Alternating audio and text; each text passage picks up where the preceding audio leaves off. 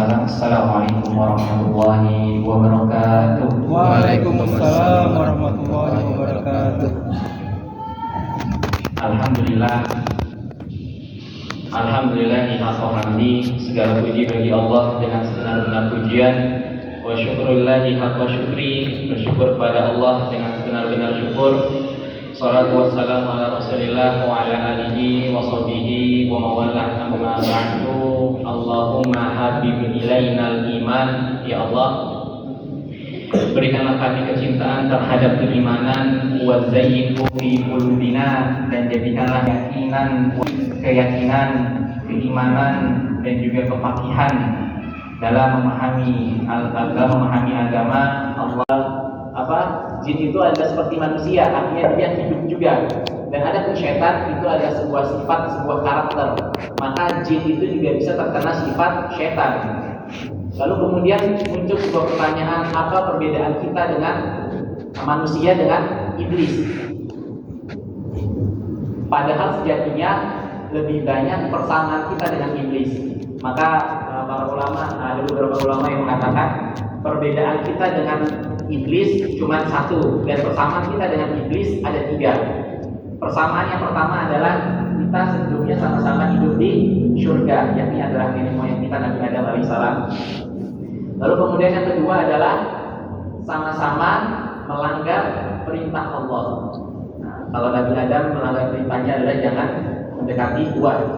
Nah, kemudian kalau iblis melanggarnya adalah tidak mau tunduk kepada Adam alaihissalam, tidak mau bersujud kepada Adam alaihissalam. Kemudian persamaan yang ketiga adalah sama-sama dikeluarkan dari surga. Nah, itu persamaan kita dengan iblis. Apa perbedaannya? Perbedaannya hanya satu. Ketika iblis dan manusia dan kita, Nabi Adam alaihissalam, dikeluarkan dari surga, maka perbedaannya adalah Nabi Adam alaihissalam bertaubat kepada Allah Subhanahu wa ta'ala. Dan iblis sampai dengan nanti hari kiamat tidak akan bertaubat, bahkan dia mendapatkan ijazah dari Allah untuk menggoda manusia sampai dengan nanti hari kiamat. Nah, ternyata yang membedakan kita dengan iblis adalah tentang bagaimana pertaubatan kita. Ternyata taubat itu adalah pintu seorang hamba mengakui kerendahan dirinya. Nah, kemudian Bapak Ibu dirahmati Allah, yang pertama terkait dengan bagaimana sih kita meyakini atau mengesahkan Allah. Maka yang pertama adalah meyakini bahwa Allah adalah satu-satunya pencipta, pengatur alam dan lain sebagainya. Kita menyadari bahwa semua rezeki, takdir dan kehidupan kita semuanya berasal dari Allah. Bapak-bapak pernah tidak berpikir, mungkin tadi pagi, kenapa ya Allah masih menghidupkan saya di tanggal 17 Muharram ini? Pernah nggak Pak? Selama mungkin usia Bapak saat ini 30-40 tahun, pernah nggak dalam satu waktu aja berpikir, ya Allah, kenapa sih Engkau masih menghidupkan aku di pagi hari ini? Nah, ternyata jawabannya ada dua. Yang pertama adalah mungkin Allah menginginkan kita untuk bertaubat, karena mungkin hari yang lalu kita lalai dalam melaksanakan ibadah, atau mungkin hari yang lalu kita sempat berantem dengan orang tua kita dengan suara yang kasar sedikit dan kita lupa untuk bertaubat, atau mungkin hari yang lalu kita telah menyakiti hati saudara kita baik dengan lisan baik dengan tulisan, kemudian kita lupa untuk bertaubat. Maka di hari yang Allah hidupkan kita, Allah memberikan kesempatan kita untuk melakukan evaluasi untuk bertaubat kepada Allah Subhanahu wa ta'ala. Dan yang kedua adalah Allah Subhanahu wa ta'ala masih memberikan kita nikmat untuk kita rasakan. Maka ada sebuah asar yang mengatakan bahwa manusia ini tidak akan meninggal, tidak akan mati sebelum seluruh rezekinya telah dinikmati. Maka inilah bagian dari kita mengesahkan Allah, bahwa sesungguhnya Allah yang menghidupkan, Allah yang mematikan, Allah yang mengatur rezeki, Allah yang Maha Rahman dan Rahim. Nah, terkait dengan Allah Maha Rahman dan Rahim, kita dalam berumah tangga Pak, apa kalimat yang menunjukkan bahwa Bapak mencintai pasangannya? Halo Pak, apa kalimat yang suka Bapak sampaikan ke pasangan Bapak untuk mengatakan bahwa saya mencintai istri kita? Aku sayang kamu, mungkin gitu ya Pak? Hah? Apa Pak? Sayang gitu. I love you. Bapak Ibu dirahmati Allah, ternyata kalimat tertinggi dari cinta itu bukanlah aku sayang kamu. Kalau kita perhatikan kalimat sayang itu sifatnya universal. Mungkin kita melihat di jalan ada kucing yang terlindas, kita mengatakan ya Allah sayang banget kucingnya mati. Artinya kita sayang sama kucing. Tapi ternyata cinta tertinggi itu bukanlah kalimat aku sayang kamu, tapi adalah kamu adalah milikku. Ketika kita mengatakan "Man, kamu adalah milikku", itu adalah sebuah kalimat cinta yang luar biasa.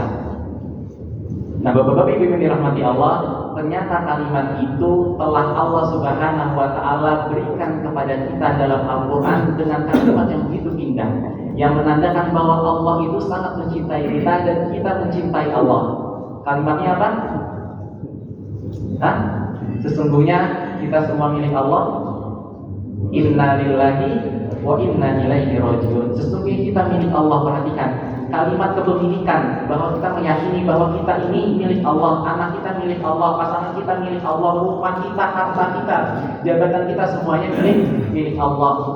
Dan ini adalah kalimat cinta yang tertinggi. Itulah maka Allah mengatakan inna lillahi wa inna ilaihi rajiun. Sungguh kita semua adalah milik Allah dan pasti kita akan kembali kepada Allah Subhanahu wa taala. Tetapi jangan nanti setelah Bapak pulang dari masjid ketemu istrinya, "Ma, inna lillahi wa inna ilaihi rajiun." Jangan gitu juga ya Pak, nanti Bapak istri kita kaget, "Ah, siapa yang meninggal Pak?" Maka kata sebuah kata mengatakan bahwa para ulama mengatakan bahwa ternyata kalimat innalillahi istirja itu adalah bukan kalimat kematian, tapi adalah kalimat kehidupan. Maka suatu ketika Ibunda Aisyah radhiyallahu anha ketika bersama dengan Rasulullah di rumahnya, lalu tiba-tiba api yang menerangi rumahnya Rasulullah itu mati. Maka kemudian Rasulullah mengatakan spontan innalillahi wa inna ilaihi rajiun. Kemudian Ibunda Aisyah mengatakan, "Ya Rasulullah, bukankah itu sebuah kalimat kematian?" Maka kata Rasulullah, "Bukan wahai istriku, sesungguhnya itu adalah sebuah kalimat kehidupan." Di mana kita dengan innalillahi, kita dengan mengakui bahwa kita milik Allah, maka kita hidup dengan itu. Sebagaimana kita menginginkan bahwa di dunia ini kita dicintai oleh pasangan kita, oleh keluarga kita, oleh tetangga kita, oleh sahabat-sahabat kita, maka seperti itulah kalimat yang terindah. Nah, Bapak Ibu yang dirahmati Allah, kemudian bagaimana meyakini bahwa Allah adalah satu-satunya pencipta? Maka tidak bergantung sepenuhnya kepada makhluk atau tidak meminta kepada dukun dan lain sebagainya. Allah mengatakan Allahus Shomad, bahwa Allah tempat kita bergantung, Allah tempat kita meminta, Allah tempat kita melakukan berbagai macam permintaan. Sebagaimana Allah berfirman dalam surat Az-Zumar ayat 62, Allahu khaliqu kulli syai'in wa huwa 'ala kulli syai'in qadir. Allah pencipta segala sesuatu dan Dia Maha memelihara atas segala sesuatu. Menandakan tadabbur dari ayat ini, dari penggalan ayat ini adalah bahwa kita meyakini seluruh yang ada di muka bumi ini adalah ciptaan Allah Subhanahu wa taala, dan berbagai macam ciptaannya itu, maka Dia juga menjadi pemelihara atas segala sesuatu.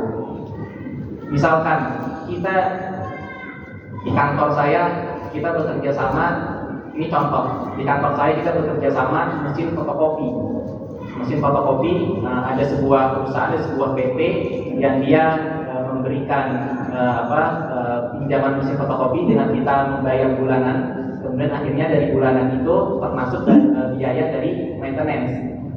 Nah, seperti itulah perumpamaan bahwa PT tersebut yang menciptakan alat fotokopi dan PT tersebut yang melakukan maintenance, yang melakukan pemeliharaan. Seperti itulah Allah Subhanahu wa taala. Ketika Allah menciptakan segala sesuatu, maka Allah juga yang Maha memelihara atas segala sesuatu ciptaannya. Maka kita juga merupakan bagian dari ciptaan Allah, maka Allah juga senantiasa memberikan pemeliharaannya kepada kita. Lalu kemudian yang kedua adalah bagaimana kita mengesahkan Allah dalam ibadah. Maka yang pertama adalah niat ibadah hanya untuk Allah Subhanahu wa taala.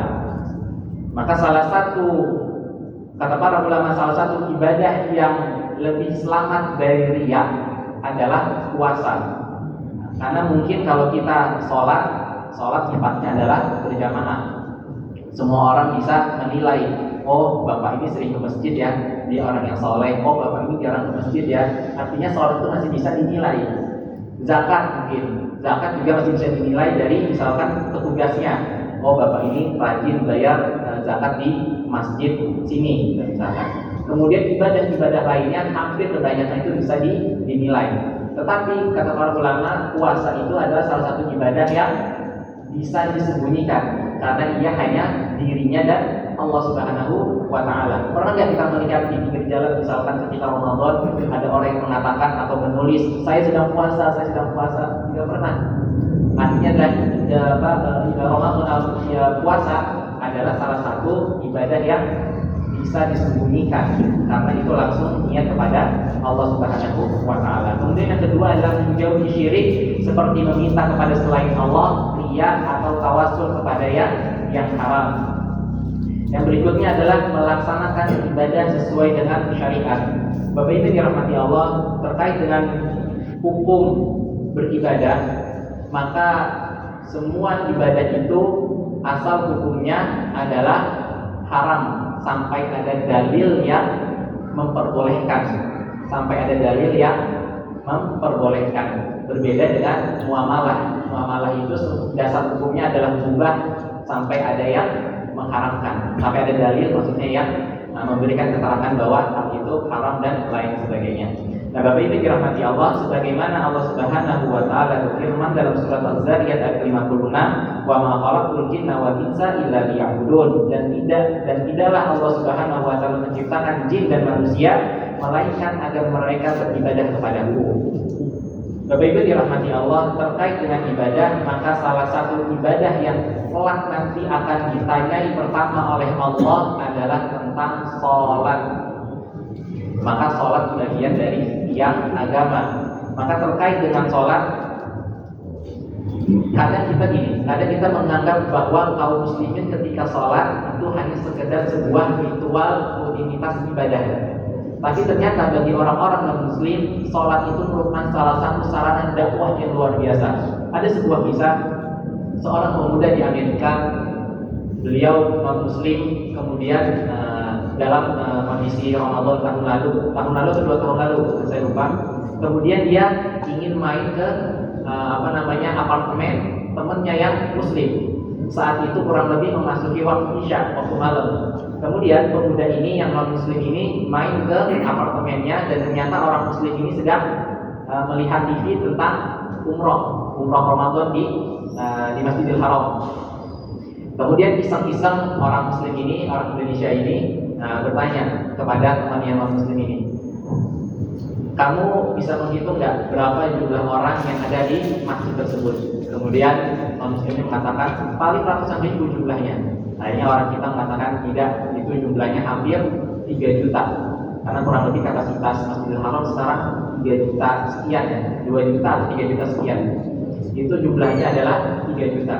Lalu kemudian iseng nih orang Indonesia ini mengatakan, kamu tahu nggak bagaimana cara merapikan orang sebanyak 3 juta ini dalam waktu yang singkat? Kemudian orang Muslim mengatakan, saya mungkin tidak sependapat dengan Anda. Saya merasa mungkin untuk merapikan orang 3 juta ini membutuhkan waktu mungkin berjam-jam.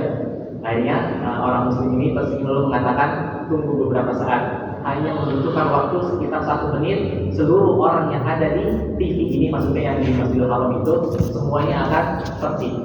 Lalu kemudian setelah itu berdirilah Syekh dari ulama Masjidil Haram, lalu mengatakan, kau lurus dan rapatkan. Kemudian sampai terjadi seluruhnya orang yang sedang duduk berdiri, orang yang sedang tawaf berhenti, membuat sosok yang begitu indah dengan sebuah kalimat istawu sufufakum, dengan kalimat luruskan. Kemudian semuanya berjumlah 3 juta itu semuanya tertib. Lalu kemudian apa yang terjadi? Kemudian pemuda yang non-muslim ini dia merasa takut dengan sebuah kalimat yang indah, luruskan dan rapatkan, itu mampu untuk menyatukan seluruh kaum muslimin dari berbagai macam background, latar belakang, negara, suku, ras, bangsa, bahasa, semuanya tertib. Dia mengatakan mungkin kalau kita dalam agama kita untuk membuat rapi satu gereja aja, mungkin satu gereja yang kecil kurang lebih sekitar 100-200 orang itu membutuhkan waktu yang sulit juga. Tapi ini 3 juta orang kurang lebihnya dengan sebuah kalimat, satu kalimat, maka semuanya menjadi tertib dan rapi. Kemudian akhirnya di dalam kemudian dia masuk dalam Islam. Artinya apa? Mungkin dari kita sebagai seorang muslim yang biasa melaksanakan sholat, maka kalimat istawu sufrah itu adalah sebuah kalimat formal dari seorang imam, gitu ya. Tapi ternyata dari sholat itu sendiri adalah sebuah dakwah yang luar biasa. Maka ini penting untuk kita memahami bagaimana kesempurnaan sholat kita. Nah, kalau kita perhatikan salah satu, ini kalau kita berbicara sedikit, kalau dalam mazhab Syafi'i, meskipun nanti banyak syarahnya, dalam mazhab Syafi'i itu yang sholat Jumatnya dikatakan sah dalam satu kawasan adalah hanya satu masjid yang ditunjuk. Misalkan kalau di kawasan Depok, pemerintah kita di dalam negeri kita mengatakan sholat Jumat semuanya terfokuskan di balai kota, karena di balai kota juga ada masjid ya, di balai kota. Maka seluruh kaum muslimin se-Depok harusnya mengikuti sholat Jumat di balai kota. Kalau kita melaksanakan sholat Jumat di masjid-masjid lain, misalnya seperti di Al-Makmur dan di lain-lain sebagainya, maka itu tidak sah sholat Jumatnya. Itu bagian dari pendapat mazhab Syafi'i, meskipun nanti banyak breakdownnya, banyak syarah-syarahnya. Maknanya apa? Dulu kenapa Imam Syafi'i mengatakan demikian, mazhabnya mengatakan demikian? Karena itu bagian dari menunjukkan kualitas kaum muslimin. Karena ketika itu di Madinah, di Masjid Nabi Shallallahu Alaihi Wasallam itu orang-orang pedalaman atau orang-orang suku Badui ketika sholat Jumat semuanya terfokuskan kepada Masjid Nabawi. Meskipun di kota-kota, di kawasan-kawasan mereka, di kampung-kampung mereka itu ada musola-musola gitu istilahnya ya. Tapi ketika sholat Jumat maka itu terfokuskan di Masjid Nabawi. Fungsinya untuk apa? Untuk menunjukkan bahwa kaum muslimin ini kuat ketika kita bersatu dalam kebaikan. Meskipun kalau kita berbicara mazhab Hanafi mengatakan bahwa sholat dimanapun itu boleh, artinya sah juga melaksanakan sholat Jumat. Nah, Bapak Ibu dirahmati Allah, bagaimana kita perhatikan bahwa sholat itu adalah salah satu sarana kita mengesahkan Allah. Bagaimana kita menghidupkan ketauhidan kita pada diri setiap kita. Maka jangan kita membataskan hanya sekedar sholat wajib. Sebagaimana Umar bin Khattab ketika mendengar anaknya wafat, maka dia tidak langsung pulang. Mungkin ketika kita sedang bekerja di luar kota, lalu kemudian kita mendengar mungkin saudara kita meninggal, maka apa yang kita lakukan? Kita langsung buru-buru nyari tiket pulang atau nyari kendaraan untuk sampai ke rumah misalkan. Tapi tidak dengan Umar bin Khattab. Beliau langsung melaksanakan sholat sunnah 2 rakaat. Agar apa fungsinya? Untuk menguatkan jiwa mereka, untuk menguatkan jiwa Umar menerima takdir yang Allah Subhanahu wa taala berikan.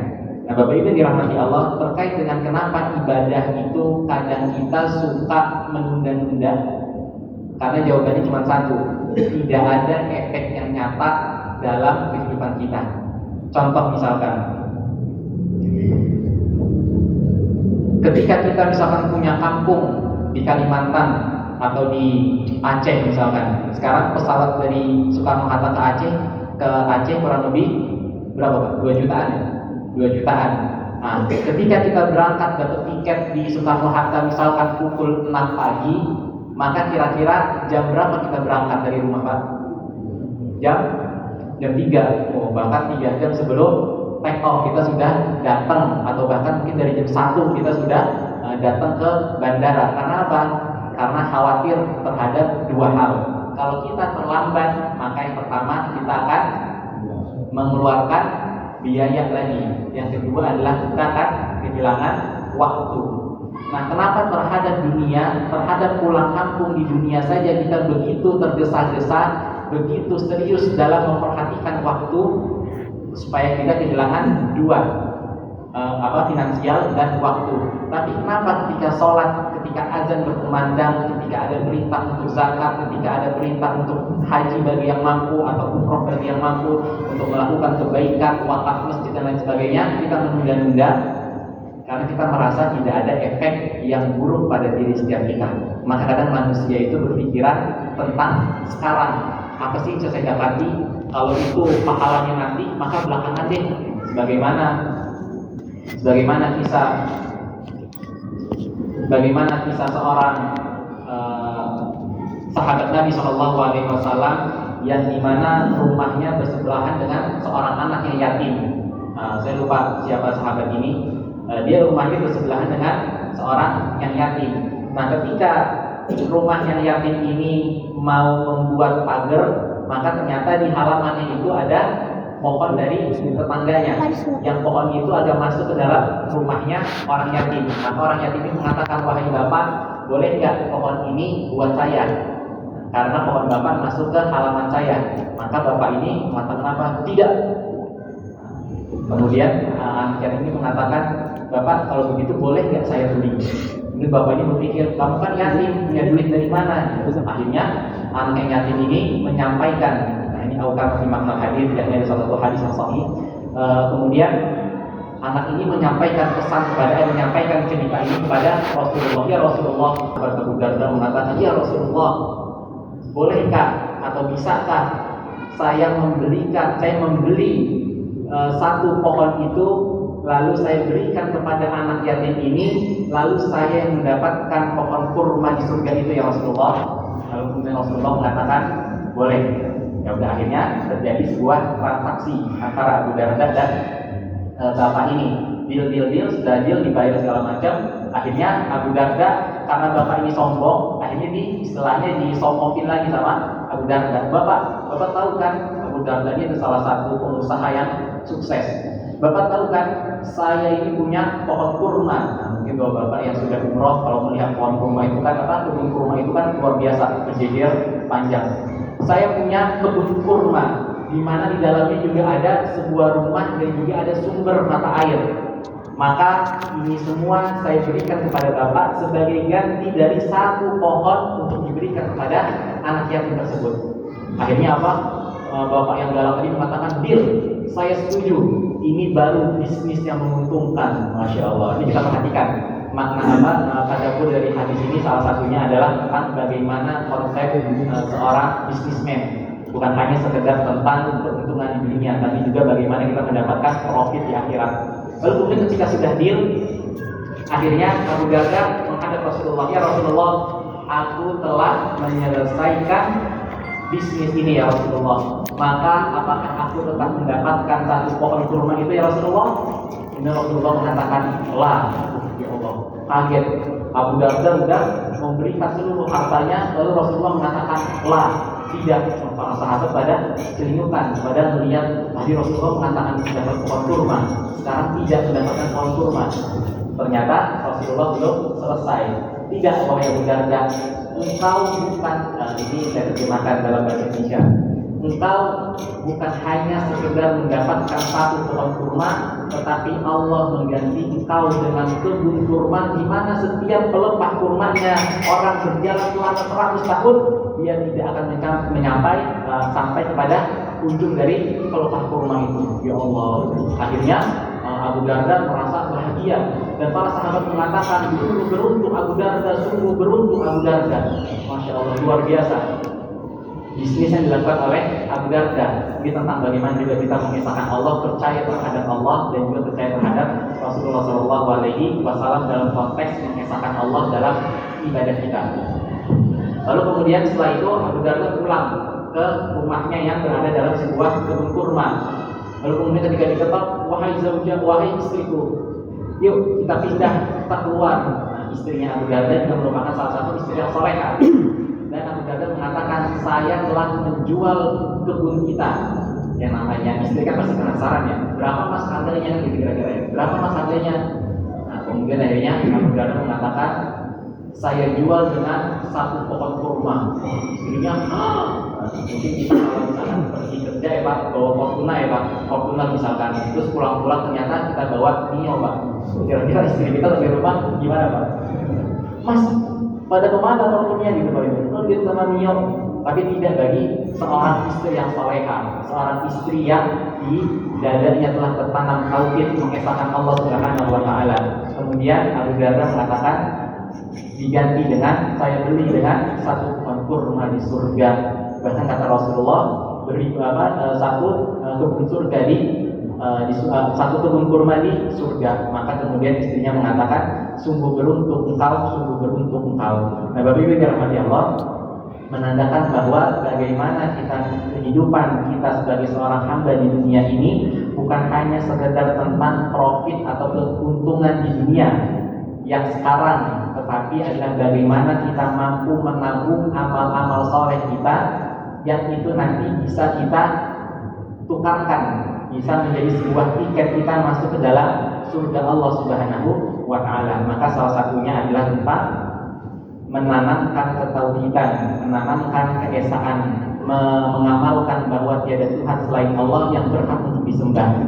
Dan itu bukan hanya sekedar pada diri setiap kita sebagai seorang kepala keluarga, sebagai seorang suami, sebagai seorang pencari nafkah, tapi ini hendaknya juga kita tanamkan pada keluarga, pada anak, pada pasangan, pada tetangga, pada teman-teman kita, sebagai sebuah penutup, sebagaimana sebuah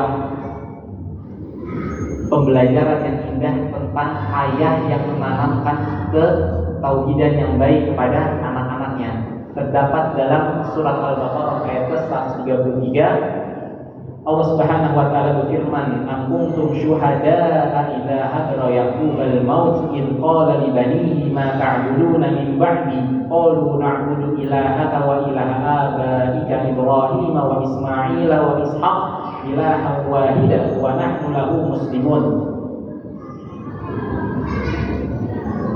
Apakah kamu menjadi saksi saat maut akan menjemput Yakub ketika dia berkata kepada anak-anaknya, "Apa yang kamu sembah sepeninggalku?" Mereka menjawab, "Kami akan menyembah Tuhanmu dan Tuhan nenek moyangmu, yakni adalah Ibrahim, Ismail dan Ishak, yaitu Tuhan yang Maha Esa dan kami hanya berserah diri kepadanya."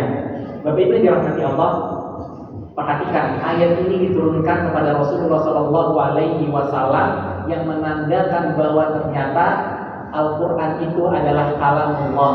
Al-Quran itu adalah orisinil dari Allah Subhanahu wa Ta'ala kepada Rasulullah. Karena kalimat awalnya, apakah kamu menjadi saksi ketika Yakub berada pada sakaratul mautnya? Maka tentu zaman Rasulullah dan zaman Nabi Yakub itu sangat jauh. 5 menit boleh Pak? Nah, kemudian ketika Nabi Yakub perhatikan di usia atau di masa-masa yang krusial yang sakaratul maut, maka Nabi Yakub memanggil seluruh anak-anaknya yang berjumlah 12 termasuk Yusuf alaihissalam. Dia mengatakan, "Wahai anak-anakku, apa yang akan kamu sembah sepeninggalku?" Maka kemudian anak Yakub alaihissalam yang 12 orang itu mengatakan, "Qalu na'budu ilahaka," wahai ayah, aku akan menyembah Tuhanmu wahai ayah. Nah, Bapak Ibu dirahmati Allah, perhatikan. Seharusnya anak-anak Yakub ketika ditanya, "Kau akan menyembah apa sepeninggalku?" maka anak-anak sebenarnya bisa mengatakan, "Aku akan menyembah Allah." Cukup. Ya kan Pak? Apa yang kamu sembah setelah sepeninggalku? Allah Pak, selesai. Tapi perhatikan gramatika Al-Quran yang luar biasa indah. Dia menggunakan kalimat qalu na'budu ilahaka, kami akan menyembah Tuhanmu wahai ayah. Maknanya apa? Maknanya ada kontribusi pendidikan tauhid yang diajarkan oleh ayahnya kepada anak-anak Yakub. Maka sebagai bentuk takzim, sebagai bentuk hormat anak-anaknya kepada ayahnya, dia menggunakan kalimatmu sebagai kalimat ganti. Aku akan menyembah Tuhanmu wahai ayah. Perhatikan Bapak Ibu dirahmati Allah, khususnya kita para laki-laki, para suami, harusnya kita pertama kali menanamkan pendidikan tauhid kepada anak-anak kita. Itu yang pertama, tentang bagaimana kita sebagai seorang kepala keluarga, sebagai seorang suami, sebagai seorang ayah memberikan pelajaran yang terbaik untuk anak-anak kita. Lalu kemudian yang kedua, dari ayat ini kita mampu mengambil sebuah pelajaran bahwa memperkenalkan anak-anak kita dengan orang-orang yang soleh itu merupakan sunnah. Sebagaimana anak-anak Nabi Yakub mengatakan, "Ilahaka wa ilaha abaika Ibrahim wa Ismail wa Ishaq." Aku akan menyembah Tuhanmu wahai ayah, Tuhannya Ibrahim, Tuhannya Ismail, dan Tuhannya Ishaq. Artinya apa? Bahwa anak-anak Nabi Yakub ini mengenal kakek moyangnya, mengenal orang-orang yang soleh. Maka salah satu ciri bila kita ini masih dikenang kebaikan kita, maka kita akan selalu disebut-sebut oleh generasi kita. Misalkan gini, kita punya ayah, taruhlah Pak bin Ibnu Jarir bin Daimuri. Saya hanya ingat, saya hanya hafal, saya hanya tahu sampai kakek saya bin Daimuri. Sampai atasnya saya belum tahu. Artinya apa? Bahwa semakin banyak atau semakin sering kita diingat oleh generasi-generasi setelah kita, menandakan bahwa kontribusi amal soleh kita itu sangat signifikan di tengah-tengah masyarakat dan juga tengah-tengah keluarga. Maka perkenalkan anak-anak kita dengan orang-orang yang soleh, ajak ke masjid. Ketika kita kajian, ajak anak kita, kenalkan kepada ustaz, kita doanya dan lain sebagainya. Karena ini merupakan salah satu menanamkan ketauhidan pada diri anak kita. Lalu kemudian yang ketiga adalah hendaknya kita sebagai seorang ayah memiliki orientasi akhirat yang baik.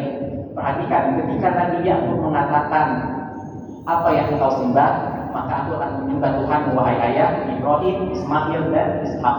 Maka yang berikutnya yang ingin kita dengar pada diri setiap kita adalah anak-anak kita nanti mengatakan, wa nahnu lahu muslimun, wahai ayah, sesungguhnya aku bagian dari orang-orang yang berserah diri kepada Allah Subhanahu wa ta'ala. Maka ketika kita telah bertanya kepada anak kita, nak kamu mau jadi apa? Ketika anak kita masih mengatakan mau jadi polisi, mau jadi tentara, silahkan.